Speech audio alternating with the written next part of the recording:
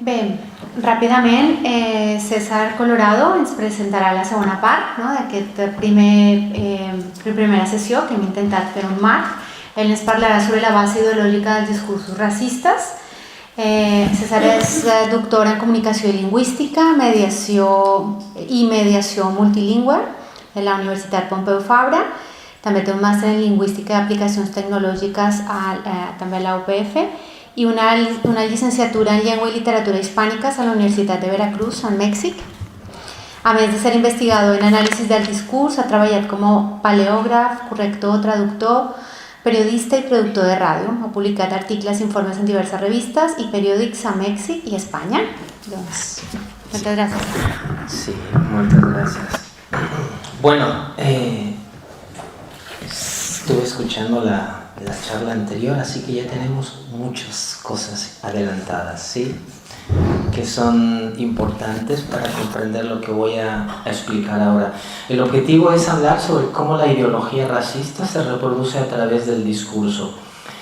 Entonces me voy a centrar en algunos aspectos. A ver, ¿cómo bajamos esto? Aquí, ¿podéis mirar? ¿En la pantalla se ve? Sí. Lo voy a hacer desde a lo que me dedico, que es el análisis crítico del discurso. Y para hablar de ideología racista como se estudia en este campo, yo lo hago desde estos diferentes puntos. Son cinco dimensiones, que es la cognición, es sociedad, es el discurso, es multimodalidad y también es la historia. La parte de la cognición es muy importante aquí trabajar sobre cómo funciona la memoria, la mente, cómo funcionan los procesos de guardar la información, de reproducir la información, cómo recordamos. Todos estos estudios que son muy viejos son muy útiles y quienes saben aplicar muy bien esto son los publicistas. Ellos son muy buenos, entonces ojalá tuviéramos publicistas de nuestro lado, muchos publicistas y gente que invierta para poder hacer bastante publicidad en ese sentido, porque ellos saben muchas cosas y todo ese conocimiento nos serviría a nosotros también para crear estrategias antirracistas, por ejemplo, o feministas, muchos de ese tipo de cosas. Obviamente también hay mucho trabajo acerca de cómo se produce la noticia, trabajos desde este punto de vista. No sé yo en las escuelas de comunicación, de periodismo, si se utiliza bastante este tipo de información, que es todo el trabajo de cognición social que existe desde los 70. Después tenemos la parte de la sociedad. En la parte de la sociedad es muy importante todo lo que hemos escuchado anteriormente. Entonces voy a conectar solamente algunas cosas que son importantes, como el poder, la desigualdad, la discriminación. Todo eso que ya se adelantó anteriormente lo voy a conectar un poco con esto. La otra parte es el discurso, que ya también se han mencionado algunas cosas, he tomado notas, intentaré conectarlas también con lo que ya se ha dicho anteriormente. Me centraré en algunas cosas de las investigaciones que se han hecho en este campo. Multimodalidad es muy importante porque aquí abrimos el espacio, en las noticias tenemos también las imágenes, tenemos muchas cosas y también en las campañas políticas, en la televisión, en la radio, cómo escuchamos, cómo hablamos. Multimodalidad también implica cómo miramos, racismo cotidiano, por ejemplo, con las miradas, los gestos, todo eso influye también en la reproducción del racismo. No vamos a entrar en esa parte, pero es muy relevante todo eso. La parte de la historia también, ya habéis escuchado muchas cosas relacionadas con la historia, así que solamente voy a relacionar algunos puntos con esto, pero es muy importante tomar en cuenta este marco general de trabajo, siempre que trabajamos con ideologías en general, y en particular ideología racista también. Me voy a centrar en tres aspectos: multimodalidad, historia, no vamos a entrar mucho, solo pequeñas cosas. Me centro más en cognición, un poco de sociedad para conectar lo que se ha dicho antes, y también con discurso algunas cosas. El primer punto entonces está relacionado con cognición, y aquí el marco general es cómo definimos una ideología. La ideología se define primero en términos de cognición. Si nosotros buscamos investigación sobre la ideología, hay bastantes cosas. Entonces, la primera cosa que hay que tomar en cuenta con racismo es definirlo como una ideología. desde este punto de vista, es un sistema cognitivo, es un sistema de creencias, es algo que tenemos aquí en la cabeza, en la memoria principalmente. No entramos aquí en cómo funciona la memoria, pero sí tenemos allí una serie de elementos que se le llama creencia, belief en inglés también. Y aquí es un término teórico, aunque también tiene el sentido de lo que creemos, pero se trata de elementos que están allí metidos, guardados en algún punto de la mente, en la estructura de la mente, en redes neuronales, porque no podemos explicarlo, no podemos entrar aquí en la cabeza para ver dónde está la ideología. Sabemos que allí están diferentes estructuras y que existen diferentes procesos mentales, estrategias, etc. Entonces, esta parte es interesante, es muy interesante sobre cómo funciona y que nos ayuda a comprender cómo aprendemos ideologías, creencias, recuerdos y cómo lo reproducimos después, cómo hace el niño, las personas, todos cuando estamos reproduciendo, por ejemplo, un tipo de ideología. También, otra cosa que es importante, si queremos analizar las ideologías a través de los discursos, y no solamente los discursos en el sentido oral o escrito, sino también imágenes, gestos, muchas cosas, es que necesitamos una estructura. Entonces, aquí lo que voy a exponer son como algunos elementos básicos de la estructura de la ideología racista. Y lo que voy a decir aquí son algunas expresiones de algo que es abstracto, que está aquí adentro en la cabeza. Entonces, por ejemplo, nuestra raza es mejor que las otras razas. Y es una creencia, es una cosa que está aquí, en la cabeza. Nuestro grupo es mejor que los otros grupos. Esto también es una cosa abstracta que tenemos aquí. Y, claro, de acuerdo con la historia moderna, porque podemos ver la ideología racista en diferentes contextos, pero si lo vemos desde el punto de vista de la historia en la que nos encontramos, entonces podemos ahora especificar un poco más y decir la raza blanca europea es mejor que las otras razas del mundo, y es una cosa abstracta que existe en la cabeza. Tenemos el derecho de controlar a las otras razas también, tenemos el derecho de controlar los recursos del mundo, y es una cosa abstracta que nosotros aprendemos, todos aprendemos esto a través de la familia, etcétera, los medios de comunicación, y son cosas abstractas que están en nuestra cabeza. Eso es lo primero, lo que está relacionado con quiénes somos y en qué creemos. Y otro punto también aquí es importante, es con quién nos relacionamos y con quién no nos relacionamos.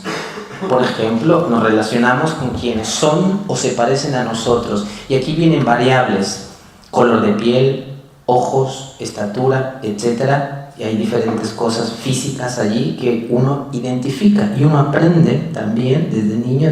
Es así. Son cosas abstractas. El niño va aprendiendo. Todo esto es desde la infancia. Otra cosa, nos relacionamos con los otros blancos europeos. Excluimos a los otros, al exogrupo, a los que no son o no se parecen a nosotros. Y aquí hay diferentes grados de exclusión. Hay de diferentes tipos, que pueden ser sociales, históricos, de diferentes tipos. Cada contexto, como se mencionó anteriormente, cada contexto es importante y hay que estudiarlo porque funciona de diferente manera. Esto en Europa, en España, en México, en Argentina, en toda Latinoamérica, en Estados Unidos, cada contexto es diferente. Macro y micro también, como una mirada, por ejemplo, un gesto o una palabra, hay diferentes formas. ¿Cuáles son nuestros objetivos? Aquí también es otra cosa relacionada como una parte de la estructura. Entonces, por ejemplo, luchamos por nuestra raza, nuestro país, nuestra historia, nuestro Dios, etcétera, etcétera. Todas estas cosas son abstractas también y después se reproducen de manera muy particular. Otra cosa también son los valores. ¿Cuáles son nuestros valores? Y aquí es interesante porque tanto la ideología racista como otras ideologías también de tipo conservadoras se relacionan. Entonces la raza con racismo, la nación pues también relacionado con un poco nacionalismo fuerte, la tradición con los grupos más conservadores, el orden, la familia, el rey, la raza, etcétera. Todas estas cosas van coincidiendo también con machismo, por ejemplo, o con otras ideologías que son conservadoras. Entonces, hay puntos de intersección con racismo. Y las creencias racistas pueden ser más o menos robustas en la mente de una persona. Entonces, todo esto que estoy mencionando son cosas que sabemos, que el niño aprende, ¿sí? Cuando somos niños aprendemos el racismo a través del discurso y diferentes modos semióticos. A veces ni siquiera necesitamos escuchar, solo mirar, ver cómo se discrimina y tú aprendes y sabes que eso es discriminación. El niño sabe, tiene una serie de... Nacemos con una serie de capacidades para reconocer muchas cosas desde que somos niños. Y entonces todo eso lo sabemos, sabemos lo que es ser racista, sabemos lo que es ser feminista, lo que es ser machista, lo que es ser ecologista y muchas otras cosas más que vamos aprendiendo, pero lo más básico como lo que es discriminación lo aprendemos también desde pequeños y ver cómo se comporta el padre con la madre o la madre con otras madres o los niños, todo lo que pasa, todo se está aprendiendo allí en diferentes niveles. Entonces el niño también depende de la historia del niño, del contexto del niño, de la familia, de los padres, de la ideología, todas estas cosas. Eso es muy variable, pero todo eso es abstracto y está aquí en la mente. Y eso lo sabe. Entonces, podemos tener nuestras ideas racistas más fuertes o menos fuertes. Depende del contexto. Esto tiene diferentes variaciones. Todos, porque todos sabemos lo que es eso y lo podemos usar o no usar, más o menos. No importa, todos. Esta es la parte, y bueno, esto que lo voy a repetir 3 veces, a veces reproducimos el racismo sin darnos cuenta también, porque lo estamos reproduciendo y no nos damos cuenta. Y a veces dices, oh, perdón, me he equivocado, ¿sí? Si es que tienes conciencia de eso, y si no, pues también tienes conciencia de que lo hiciste y lo seguirás haciendo más.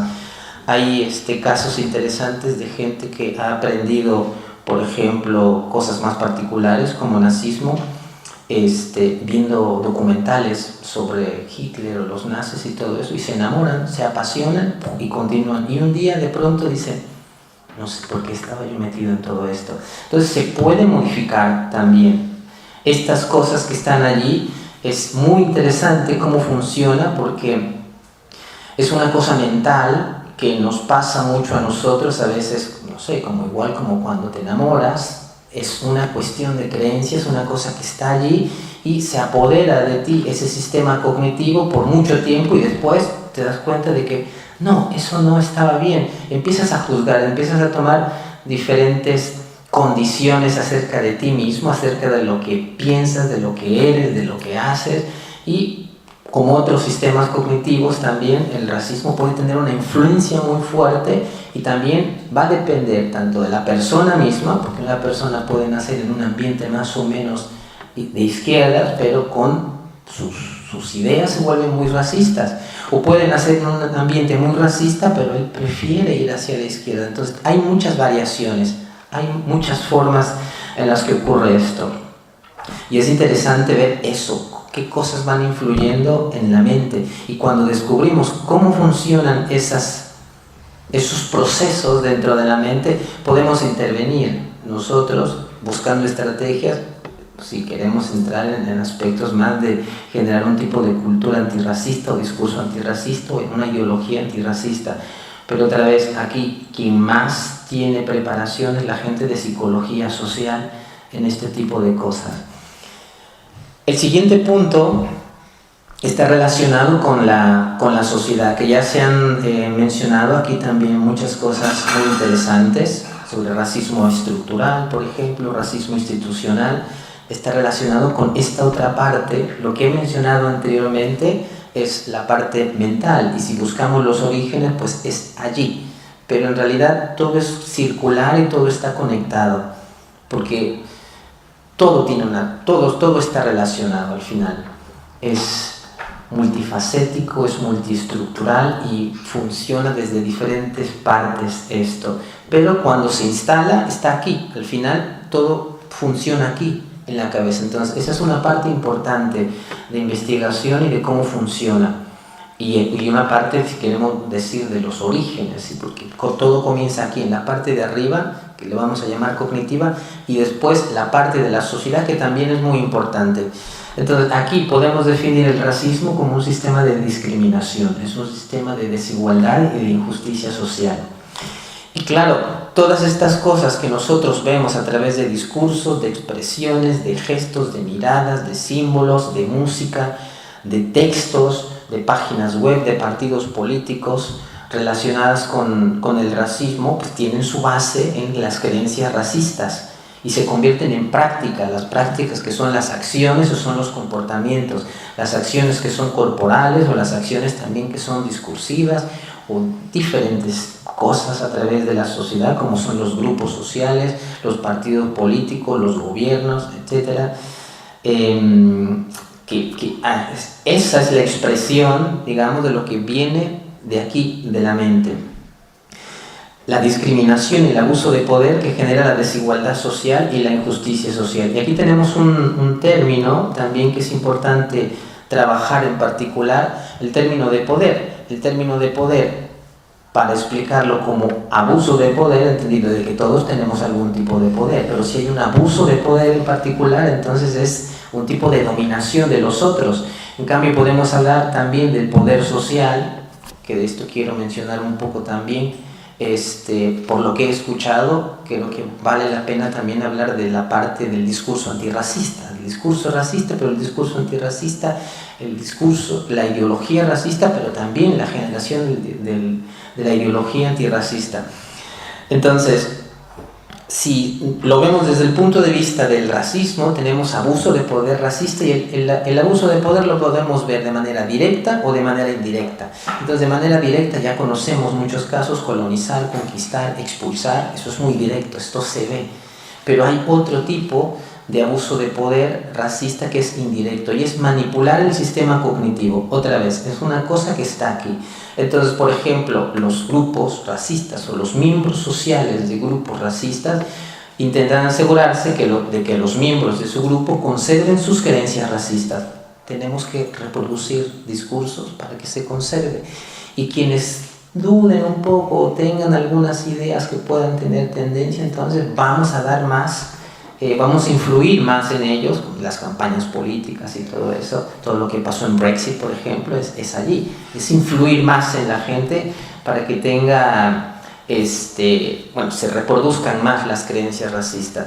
Y la otra cosa también que es interesante, que las otras razas, entre comillas, ¿sí? Porque ya se mencionó el término raza, también es una cosa que se inventó en el siglo XIX. Entonces, que las otras razas, los otros miembros de grupos sociales crean que nuestra raza, la raza, por ejemplo, la raza blanca es la mejor, y lo acepten y lo reproduzcan. Y eso ha pasado también mucho en la historia del colonialismo en Latinoamérica. Eso así pasó y así ocurre. Es decir, los pueblos indígenas se ven como minorizados y preferían no hablar la lengua porque era mejor hablar español. No se querían mostrar muchas veces. Hay cierta vergüenza de lo que son, de su pueblo.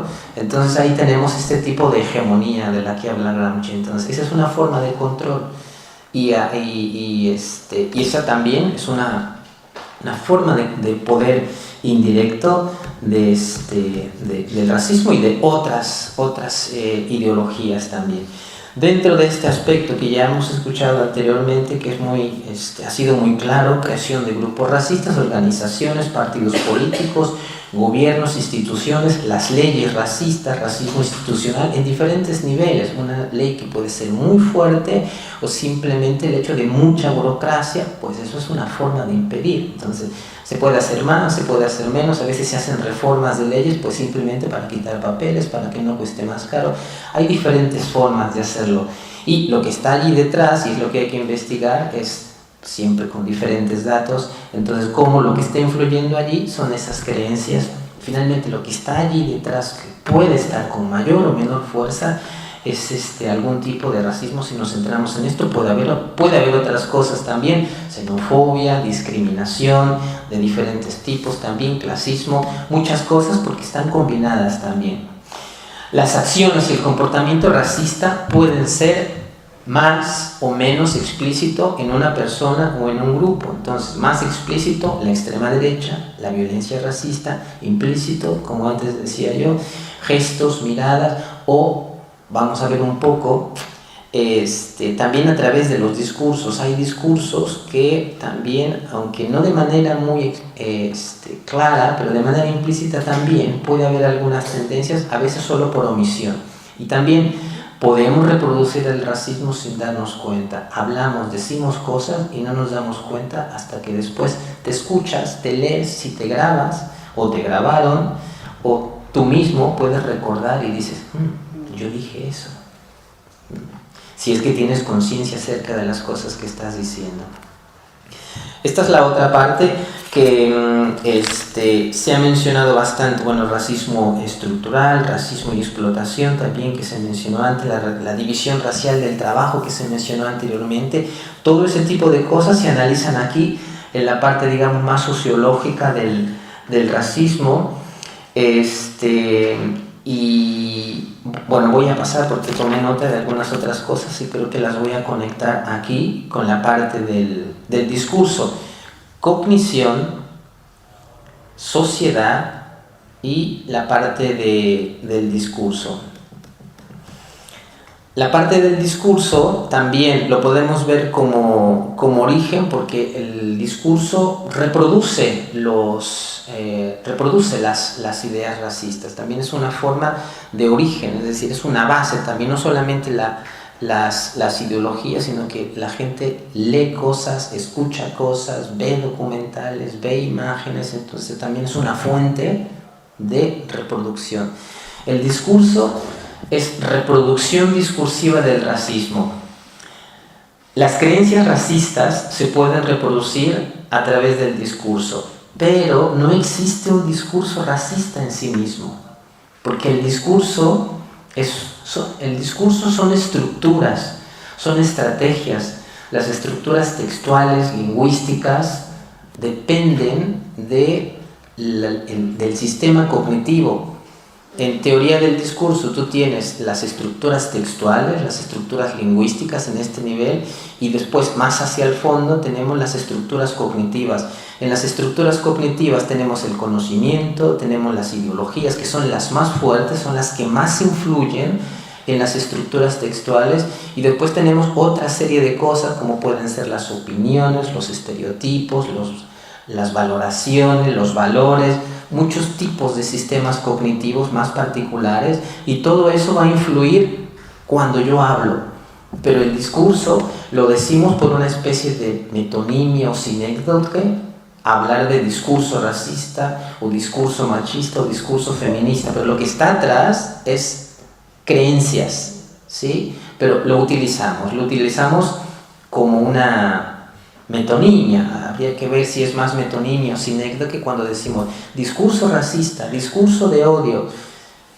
Realmente son las ideas, porque yo puedo usar las mismas palabras para hacer otra cosa. Con el mismo discurso yo puedo hacer discurso antirracista, ¿sí?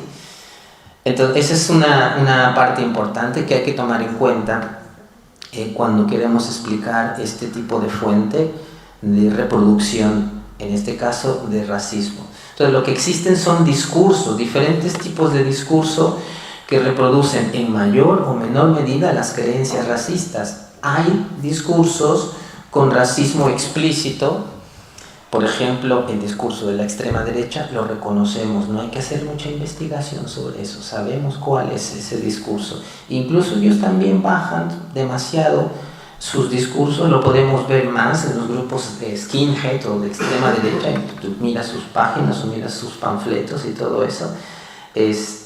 Ahí es fuerte esos tipos de discursos más explícitos, o en la calle cuando insultan, eso es realmente fuerte o explícito. Pero hay discurso con racismo implícito, entonces en noticias, en discursos políticos, en propaganda política también, ahí hay diferentes grados, porque va bajando, entonces depende la situación también, depende el lugar, pero generalmente es más implícito muchas veces, se toman muchas medidas, digamos, vamos a decirlo así, para no ser tan explícitos a veces y no crear miedo también. Entonces todo depende, pero hay dos niveles, explícito e implícito. Y lo que más hay es implícito y hay que investigarlo, porque allí sí tenemos que investigar. Y si acusamos un discurso de ser racista, tenemos que demostrarlo. Y esto es parte del trabajo que también se hace en este tipo de investigaciones, de estudios críticos del discurso. Y también aquí podemos reproducir el discurso racista, aquí, sin darnos cuenta. Ahora, estas creencias racistas, al dividir lo que es sistema cognitivo, las creencias racistas se pueden reproducir en cualquier estructura del discurso. Hay diferentes estructuras del discurso, desde lo micro, que puede ser fonética, fonológica, el sonido, el tono, la forma en la que estamos hablando, vamos subiendo, después vamos a lo morfológico, después vamos al léxico, después entramos con los significados y diferentes significados locales y globales también, que son los temas del discurso que vamos a ver un poco, el léxico, las palabras que también vamos a ver un poco. Eso es el nivel del contenido, el nivel de la semántica. Después vamos a otro nivel que es el nivel de la sintaxis. Los periodistas saben bien cómo funciona esto, aprenden cómo tienen que escribir un párrafo, cómo tienen que escribir un titular. La gente que trabaja con la lengua sabe cómo funciona esto, y ese es otro nivel. En el nivel de la sintaxis también hay diferentes estructuras que nosotros utilizamos y no nos damos cuenta. En el caso de este trabajo en el que queremos ver cómo funciona exactamente una estructura lingüística y una estrategia lingüística y cómo se reproduce una creencia, entonces es muy importante ver cada detalle, cada estructura, cada movimiento, incluso si es indicativo, subjuntivo, si es una metáfora, cada detalle es muy importante. Tipo de oración, si es simple, subordinada, si es una nominalización, qué tipo de verbo, qué tipo de sustantivo, qué tipo de adjetivo. Todos esos pequeños detalles a nosotros nos interesan para ver exactamente cómo una cosa que está aquí adentro se reproduce y cómo lo hacemos. Y esto es útil porque después permite después ver cómo se pueden crear estrategias, cómo se hace la reproducción y después crear algún tipo de estrategia. Lamentablemente en análisis crítico del discurso hay muchos trabajos sobre la reproducción del racismo, pero poco trabajo sobre la creación de discursos antirracistas. Esto hay que decirlo, que no tenemos mucho trabajo sobre esto, y también es importante trabajar con más gente que desde otras áreas, porque no es un trabajo que se puede restringir solamente a la parte discursiva. Necesitamos, como vemos, gente de sociología, gente de periodismo, gente de psicología social, gente de diferentes áreas, que al final es un trabajo que tiene que ser multidisciplinario. ¿Cuáles son las estrategias? Porque hemos visto anteriormente que hay una estructura en la cabeza de cómo funciona la ideología. En este caso, por ejemplo, hemos visto la ideología racista. Entonces, cuando esta estructura la bajamos a un nivel de estrategias, tenemos estas estrategias que se analizan en la reproducción del discurso racista. Reproducción negativa de los otros, que esto también funciona con cualquier ideología. Representación negativa de los otros. La autopresentación positiva también de nosotros.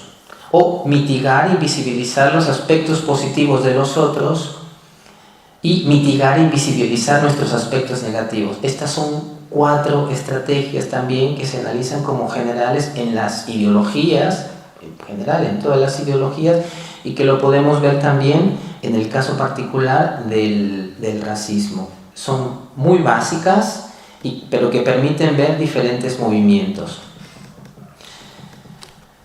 Estas son algunas estructuras que vamos a ver ahora. Son algunas estructuras del discurso que más se observan en el análisis de reproducción del racismo en el discurso. He tomado ejemplos de diferentes casos: medios de comunicación conservadores, discursos políticos, publicidad, páginas web de grupos de derecha y de extrema derecha, por ejemplo, he estado yo trabajando en los últimos meses con protestas racistas, pero también con grupos, por ejemplo, Vox. Entro a la página web para ver cómo funcionan sus discursos, hay que mirarlos para ver si yo quiero saber cómo se reproduce el racismo, tengo que leer todo eso. Entonces, leo todo eso para ver qué tipo de estructura se está utilizando. Eso es por un lado. Por otro lado, también envié un documento, un artículo, que este documento ya tiene unos años, hay que actualizarlo, este trabajo, porque esto es un trabajo centrado sobre racismo, y lo que voy a presentar aquí es un poco más explícito. Pero también podemos analizar otros medios de comunicación, diferentes medios de comunicación que a veces tú puedes considerar con una tendencia más neutra o quizá más de izquierda, más liberal, pero que también allí puedes encontrar algunas cosas de reproducción, no con intención, vamos a decir, pero que sí por la forma en la que se está reproduciendo el discurso, entonces está reproduciendo, por eso menciono allí, a veces reproducimos las creencias racistas sin darnos cuenta, ¿sí? Tú piensas que estás haciendo vamos a decir, un bien publicando este tipo de cosas, pero en realidad a veces no ayuda tanto, porque necesitas cambiar la estructura. Anteriormente se mencionó lo del contexto. Entonces, en teoría del discurso y teoría de la noticia hay trabajos específicos sobre cómo funcionan los esquemas de la noticia. Entonces, hay un esquema que es justamente el esquema del contexto, que ya se mencionó anteriormente. No se trabaja el esquema del contexto, es decir, necesitamos investigación de contexto. Y si tú miras, que es lo que en ese trabajo que vimos, que envié sobre representación de mujeres migrantes en la prensa, esa parte del contexto no aparece. Tenemos el dato, muchos datos, por ejemplo, uno de los datos principales que aparece allí es el de víctimas y prostitución, son el tema principal, y víctimas, entonces, victimizar. Entonces, estamos teniendo esa visión. Y ese fue un trabajo de un año de investigación, si no me equivoco, eran 3 medios de comunicación, El País, El Mundo y La Vanguardia, me parece. Y claro, allí era un año, y uno de los datos, por ejemplo, era este tipo de cosas, y un dato de cuantificación era la poca cantidad de noticias sobre el tema de migración en el caso de mujeres. Entonces, se necesitan más en términos de noticias. Tú esperarías más o se espera más, no se habla mucho. Entonces, ahora voy a entrar con algunos detalles, comparando un poco. Y una cosa de los trabajos algunos ejemplos, algunas muestras que voy a presentar, es que cuando hablamos de racismo también pues tenemos que buscar en qué lugar estamos investigándolo. Entonces, el racismo actualmente está focalizado en el fenómeno de la migración de personas de países pobres a países ricos, o muchas cosas que se hablaron anteriormente relacionado con división racial del trabajo y muchas cosas más que son muy importantes, sin lugar a dudas son muy importantes cuando yo estoy investigando.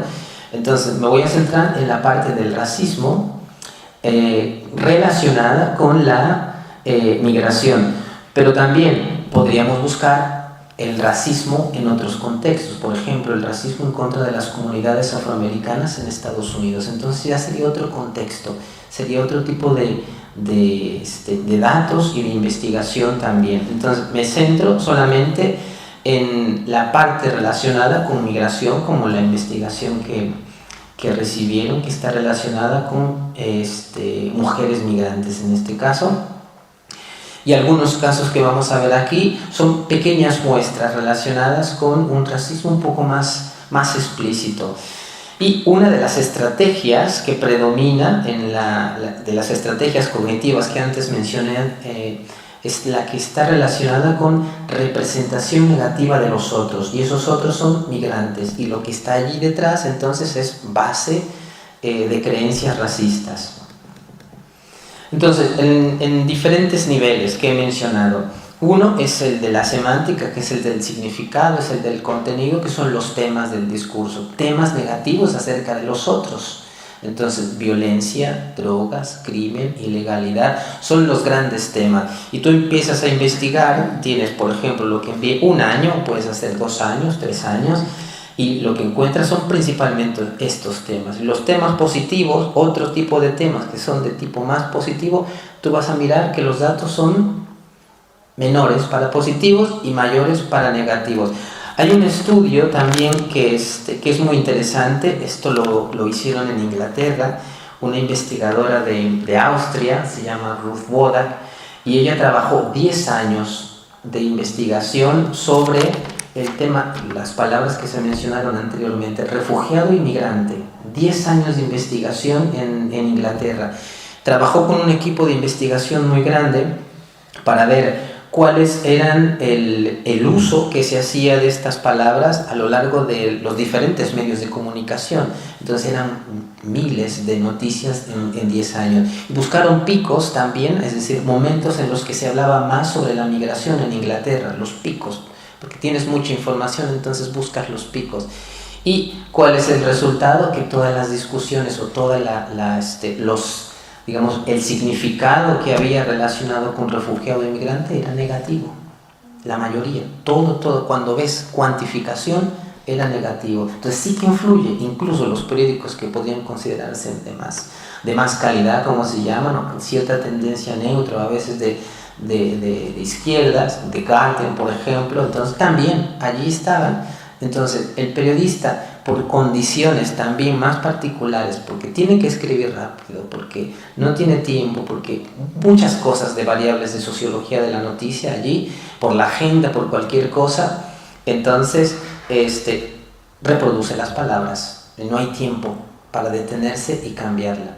Entonces allí, por ejemplo, importante, un primer aspecto es impulsar los medios de comunicación alternativa, que te detienes, y lo que se mencionó anteriormente, investigar la parte del contexto es importante para cambiar estos temas. Si nos interesa cambiar la ideología racista, necesitamos cambiar una de estas fuentes, que es la de las noticias, porque es lo que la gente más o menos consume, principalmente los encabezados, esos son también muy importantes. Podríamos centrarnos solamente en los encabezados, que de esto hay varios trabajos, es decir, no solamente de las noticias, encabezados que aparecen en diferentes redes sociales. La gente lee solo la parte de la estructura de arriba, frases, titulares, que es el resumen de textos, pero poca gente lee los textos realmente. Entonces hay que construir textos que cambien también este tipo de tema. Entonces esa es otra cosa también importante de trabajar. Léxico, que se mencionó anteriormente, también relacionado con refugiado, con migrante. Entonces hay bastantes inmigrantes ilegales, extranjeros, inmigración irregular, emergencia inmigratoria, inmigración masiva. Entonces todas estas palabras que aparecen en los medios de comunicación y también en diferentes partidos más de derecha o de extrema derecha, son los términos que están utilizando. Y antes mencioné la parte de la historia, entonces en la parte de la historia también sería importante comparar los diferentes discursos dentro de los medios de comunicación de los partidos políticos, cómo se ha hablado acerca de la migración y cómo van influyendo también las creencias racistas. Pues si pensamos en los nazis, tenían su propio vocabulario, y esto lo hizo Ruth Wodak, es decir, ella comparó cómo hablaban los nazis y después cómo hablan los grupos de extrema derecha en Austria, y van cambiando algunas metáforas, pero en el fondo muy parecido, y van cambiando pequeñas cosas. Entonces el léxico también, cómo se va modificando el léxico, y de las creencias racistas también, qué es lo que se va conservando y cómo se va transformando también con los diferentes contextos. Y antes eran los judíos en la época de los nazis, y ahora son los migrantes, como ella muestra en sus estudios en Austria. En eso está centrado la reproducción de creencias racistas. Hay un tipo de trabajo muy particular que se hace en análisis semántico, que es la estructura semántica. Hay diferentes tipos de estructuras semánticas. que se llaman se llaman roles semánticos, y uno es el de la agentividad. La agentividad básicamente se trata en adjudicar acciones a las personas. Es como yo represento a un actor social. Yo puedo adjudicar diferentes tipos de acciones que son positivas o negativas cuando estoy hablando, cuando estoy escribiendo. Y adjudicar acciones negativas a los otros es una forma, es una estrategia también. Entonces, los migrantes son ilegales. Están de forma ilegal en el territorio comunitario. Hay muchos en las cárceles de Cataluña. Son irregulares. Entonces, estoy adjudicando acciones negativas. Es algo que hacemos aquí y también se refleja en el discurso. Yo puedo cambiar y adjudicar acciones positivas. Entonces, en el trabajo que envié relacionado con mujeres migrantes, uno de los datos es agente negativo, prostitución, crimen, ilegalidad. La mayoría de las noticias estaban relacionados con eso, es decir, sujetos que tienen una agentividad, que hacen cosas negativas.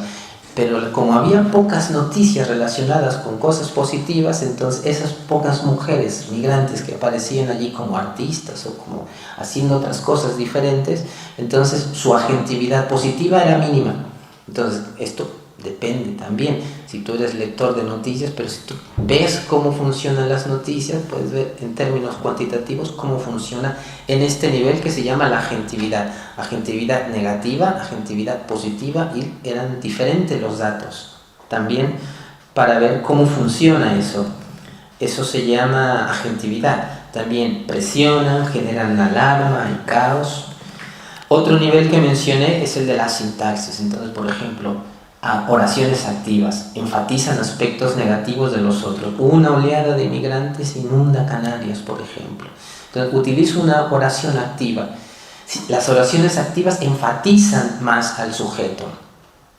Tenemos oraciones contrastivas. Estas se han visto sobre todo en las conversaciones, cuando la gente está hablando, que se llama concesión aparente. Entonces, mitigan los aspectos negativos del indogrupo. No soy racista, pero no estoy en contra de los migrantes, pero... Y esta es la más clásica, pero hay muchas otras más con otro tipo de conectores. Pero, sin embargo, no obstante, etcétera, etcétera. Hay varios tipos. Y este es un nivel de sintaxis, de los tipos de oraciones activas, contrastivas. Hay otro nivel que es el de la modalización. Y la modalización lo podemos ver, por ejemplo, en las valoraciones morales, legales, sobre los otros. El gobierno está obligado a devolver migrantes. Es deber de cualquier gobierno europeo repatriar a los inmigrantes. Los Estados miembros están obligados a devolver a las personas que no tienen derecho. Entonces, esto también son modalizaciones que hemos encontrado en diferentes tipos de discursos que menciono. Estos son más explícitos, son de la derecha y de la extrema derecha, y los otros datos de otros medios que son más, vamos a decir, más neutros y que pensamos que son más de izquierda, pero que en su forma de producir los discursos ocurren estas reproducciones de racismo. No a propósito, sino como mencioné anteriormente, muchas veces no nos damos cuenta y reproducimos algunas creencias como las creencias racistas. Otro es el de la retórica, por ejemplo, lo de oleada de inmigrantes, inundan, alarmante proporción de extranjeros, alarmante emergencia, más de 500 inmigrantes ilegales han llegado, generando alarma y caos, inmigración masiva, en casi 2 días, 1000 inmigrantes ilegales. Todo esto está relacionado con retórica y con énfasis. Funciona mucho la retórica para crear énfasis, y las metáforas también. Y para hacer un análisis de metáforas sería muy interesante verlo con calma. No tenemos tiempo, pero es muy interesante también cómo funcionan las metáforas y cómo se van transformando las metáforas a través de los diferentes discursos. La argumentación también, juicios y argumentos, cómo vamos generando los diferentes tipos de juicios y argumentos de tópicos, autoridad, legal, económicos. Un juicio, los inmigrantes ilegales deben ser expulsados. Argumentos, legal, lo dicen las leyes de la Unión Europea. Autoridad, lo dice la Comisaria Europea del Interior. Topos, lugar común, los inmigrantes son ilegales. Esto es lo que siempre repiten. se llama topos, cantidad, los inmigrantes llegan en grandes cantidades. Este tipo de estrategias que se utilizan en términos de argumentación, y ese es otro tipo de estructura y de análisis que se hace, la argumentación, y también hay mucho trabajo sobre esto, sobre cómo se argumenta en el discurso, en discursos que pueden ser de partidos políticos, en discursos también que pueden ser editoriales, en discursos de las declaraciones, en discursos también de la gente cuando está hablando. Y aquí es muy importante porque hay trabajos sobre el discurso cotidiano. Se hizo, no recuerdo el nombre de la investigadora en Holanda, ella trabajó y a ella le interesó bastante la parte discursiva sobre cómo argumentaba la gente en los barrios, pero también otra cosa que mencioné anteriormente, los gestos. También allí son pequeñas cosas que la gente es discriminada y la gente siente esa discriminación, y ella entrevistó especialmente mujeres, porque le interesaba a mujeres, cómo las mujeres se sentían discriminadas, no con palabras, sino con miradas, con gestos. Ahí está también la reproducción del racismo, con esas pequeñas cosas. Y bueno, entonces, importante como nota, la realidad social es compleja, diversa, cambiante. Los seres humanos son complejos, diversos. Hay personas de todo tipo que ejercen prácticas sociales de todo tipo. Entonces, ¿cómo representamos a los seres humanos? ¿En qué nos focalizamos y en qué no? Puede estar influenciado por las ideologías, y esto se puede reflejar en el discurso. Entonces, importante, yo tengo un actor social enfrente de mí que es complejo, pero cómo lo represento yo van a influenciar mucho mis ideologías de cómo yo represento al otro. Ideologías que vienen influenciadas por discursos políticos, por discursos de los medios de comunicación, y que bajan a cosas más particulares, y cómo me comporto yo con esa persona y después cómo hablo yo acerca de esa persona, influencian de diferente manera las ideologías o las creencias de diferente tipo, por ejemplo las racistas. Entonces, para conclusión, el racismo es un fenómeno social que requiere un análisis multidisciplinario, como vimos, cognitivo, social, discursivo, multimodal, histórico. No vimos esta parte, pero es importante. Si observamos los aspectos cognitivo, social y discursivo del racismo, podemos señalar que el racismo es una ideología, es un sistema de creencias que aprendemos a través del discurso. El racismo es un sistema de discriminación y desigualdad social. El racismo se puede reproducir en mayor o menor medida a través de diferentes estructuras del discurso que reproduce la sociedad. Por otro lado, las investigaciones sobre la reproducción del racismo muestran que en el marco actual de las migraciones del sur al norte, el racismo se focaliza en los migrantes y emplea con recurrencia la estrategia de representar de modo negativo a los migrantes. Esa es la estrategia principal que tenemos, ¿sí?, en este contexto de migración.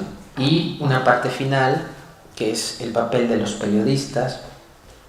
Un periodista con una ideología en contra del poder y la desigualdad social tiene el reto de reproducir la ideología antirracista a través del discurso mediático. Claro, esto va a depender de tu medio de comunicación, porque siempre va a depender. Tú puedes tener una ideología, pero el contexto en el que trabajas es otro, ¿sí? Por eso es mejor crear medios alternativos. Ahí tú vas con tu ideología y es más explícito. En una situación como la actual de auge de extrema derecha es fundamental el papel de los periodistas, entre otros agentes sociales que tienen acceso al discurso público para impulsar discursos antirracistas, feministas, ecologistas, en pro de la diversidad sexual, etc. Y también aquí los límites de lo que hacemos. Los estudios críticos del discurso aportan datos de investigación, pero eso no basta, porque lo que nosotros tenemos 70 años, 50 años de investigaciones, y ahí están los datos en la biblioteca. Hay un montón de libros y revistas, pero están allí. Es importante el trabajo multidisciplinario y por eso vale la pena estas pequeñas charlas. Muchas gracias. Merci.